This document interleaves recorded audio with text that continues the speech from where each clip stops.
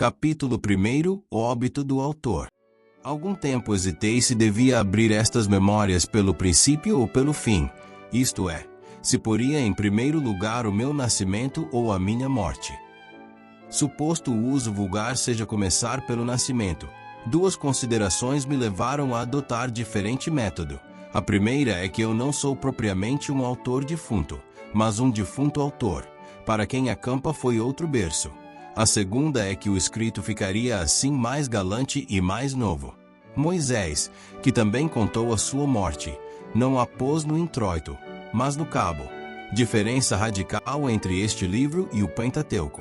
Dito isto, expirei às 2 da tarde de uma sexta-feira do mês de agosto de 1869, na minha bela chácara de Catombi. Tinham 64 anos e prósperos. Era solteiro. Possuía cerca de 300 contos e foi acompanhado ao cemitério por 11 amigos. 11 amigos. Verdade é que não houve cartas nem anúncios.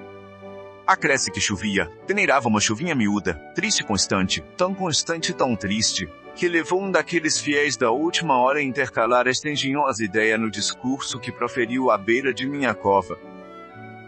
Vós, que o conhecestes, meus senhores, vós podeis dizer comigo que a natureza parece estar chorando a perda irreparável de um dos mais belos caracteres que tem honrado a humanidade.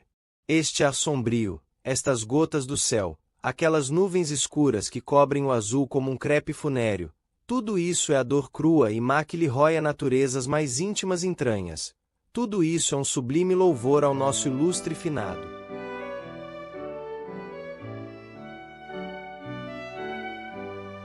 Bom e fiel amigo. Não me arrependo das 20 apólices que lhe deixei.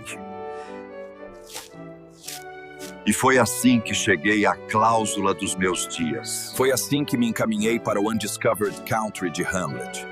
Sem as ânsias nem as dúvidas do moço príncipe. Mas pausado e trôpego, como quem se retira tarde do espetáculo.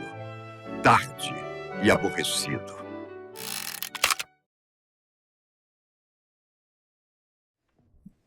Viram-me ir umas 9 ou 10 pessoas, entre elas 3 senhoras, minha irmã Sabina, casada com o Cotrim, a filha, um lírio do Val, e, tenham paciência, daqui a pouco lhes direi quem era a terceira senhora. Contentem-se de saber que essa anônima, ainda que não parenta, padeceu mais do que as parentas. É verdade, padeceu mais do que as parentas. Não digo que se carpisse, não digo que se deixasse rolar pelo chão convulsa. Nem o meu óbito era coisa altamente dramática. Um solteirão que expira aos 64 anos. Não parece que reúne em si todos os elementos de uma tragédia. E dado que sim, o que menos convinha a essa anônima era aparentá-lo. De pé à cabeceira da cama, com os olhos estúpidos, a boca entreaberta, a triste senhora mal podia crer na minha extinção. Morto! E a imaginação dela, como as cegonhas que um ilustre viajante viu desferirem o voo desde o Ilício às ribas africanas, sem embargo das ruínas e dos tempos, a imaginação dessa senhora também voou por sobre os destroços presentes até as ribas de uma África juvenil. Deixá-la ir, lá iremos mais tarde, lá iremos quando eu me restituir aos primeiros anos. Agora, quero morrer tranquilamente, metodicamente, ouvindo os soluços das damas, as falas baixas dos homens, a chuva que tamborila nas folhas do tinhorão da chácara e o som estrídulo de uma navalha que um amolador está afiando lá fora, à porta de um correeiro. Juro-lhes que essa orquestra da morte foi muito menos triste do que podia parecer.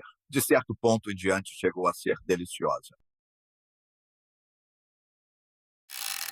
A vida estrebuchava-me no peito, com uns ímpetos de vaga marinha, esvaía-se-me a consciência.